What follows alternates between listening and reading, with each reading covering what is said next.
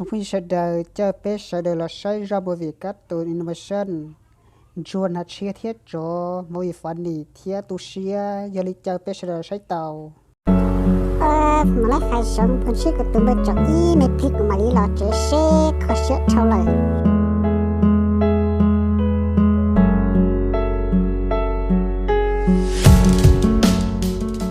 hay rong nổ từng ly nó ý cú tụi mình cho nên nhớ trâu khó thì ý cú thiếp buồn gì nữa. Oh no!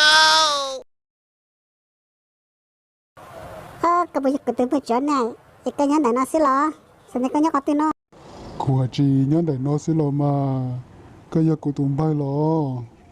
Giờ mà phải chơi, của chị có tụi mình cho thử ý, tuần chỉ có tờ hai giống nó mà. Bây giờ lúc này uống cho tờ nhẹ trao lại, sao tuần thật cái nhớ tờ hai giống nó theo lý yêu xia, theo lý cả xia xưa mà chơi.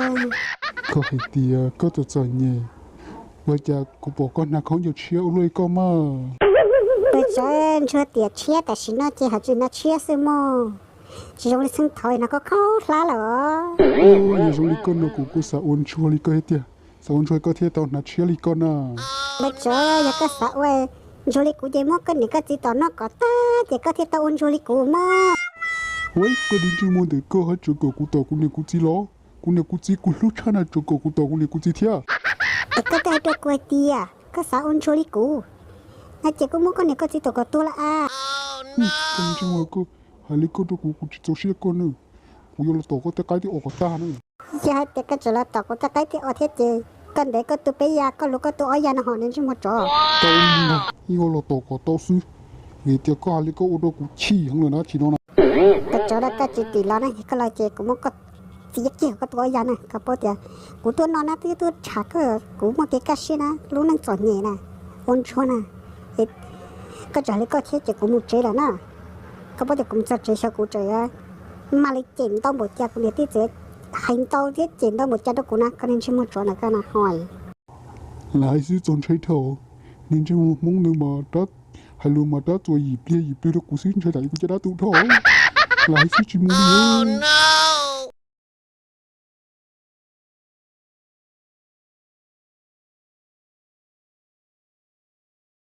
Chuan thì cho tôi đi chuan tua. Sao đi chơi có mua chi này, chỉ lo tôi được không qua đi con à. Nhật ti thật tiệt thì hai tiệt của mua lại hai sống lại của kia lên là tao lên cho lại xíu thật tiệt.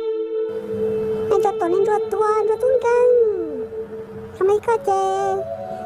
Sao nó rong nào mà chơi làm gì của tôi rong tôi mà yêu cầu lui lo.